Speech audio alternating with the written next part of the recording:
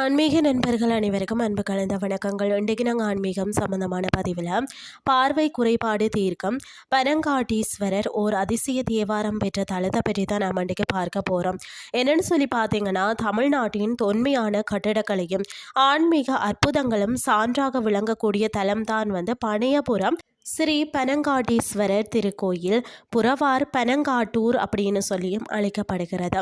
இன்னும் சில சுவாரஸ்யமான தகவல்கள் என்னன்னு சொல்லி பார்த்தீங்கன்னா, தேவார பாடல் பெற்ற தலமாகவும் காணப்படுகிறது. சுந்தரமூர்த்தி நாயனாரால் பாடப்பெற்ற அதாவது நடுநாட்டு தலங்கள்ல 20வது தலமாக தான் இது இருக்கிறதா. அது மட்டும் இல்லாமல் அதிசய பனைமரங்களாம். இந்த கோயிலின் தல விருட்சமான ஆண் பனை உயரமாகவும் பெண் பனை குள்ளமாகவும் இயற்கையாகவே அமைந்துள்ளது. இங்க இருக்கக்கூடிய பெண் பனையின் பழத்தை இறைவனை வேண்டி உட்கொண்டாலே மகப்பேறு குழந்தை பேரு நிச்சயமாகும் என்பது இன்றும் தொடரக்கூடிய ஐதீகம். சூரிய பகவான் தனது சாபம் நீங்க வழிபட்ட தலம் என்றதால இங்கு வழிபடுறவங்களுக்கு சூரிய தோஷம் மற்றது சனி தோஷங்கள் விலகுமாம்.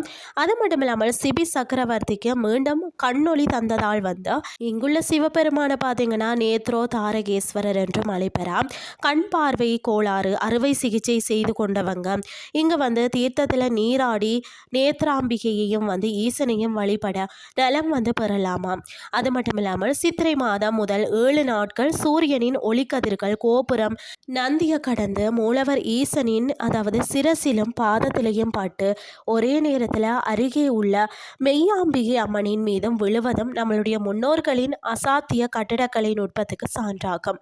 எங்கே அமைந்திருக்கிறதுன்னு சொல்லி பார்த்தீங்கன்னா, விழுப்புரம் மாவட்டத்தில் சென்னை திருச்சி தேசிய நெடுஞ்சாலையில் விக்கிரவாண்டியில் இருந்து சுமார் 10 கிலோமீட்டர் தொலைவில் தான் இந்த தலம் அமைந்திருக்கிறதா. கண்குறைபாடுகள் நீங்கணும், குழந்தை பேறு பெறணும், சூரிய பகவானின் அருள் கிடைக்கணும் அப்படின்னு சொன்னால் வாழ்நாளில் ஒரு முறையாவது தரிசிக்க வேண்டிய அற்புதமான தலம் தான் இது. இன்றைய ஆன்மீகம் சார்ந்த பதிவு உங்களுக்கும் பிரயோசனமாக அமைஞ்சிருக்கும்னு சொல்லி நானும் நம்புகிறேன். இதே மாதிரி மற்றொரு ஆன்மீகம் சார்ந்த பதிவோடு உங்களை சந்திக்கிறேன். நன்றி.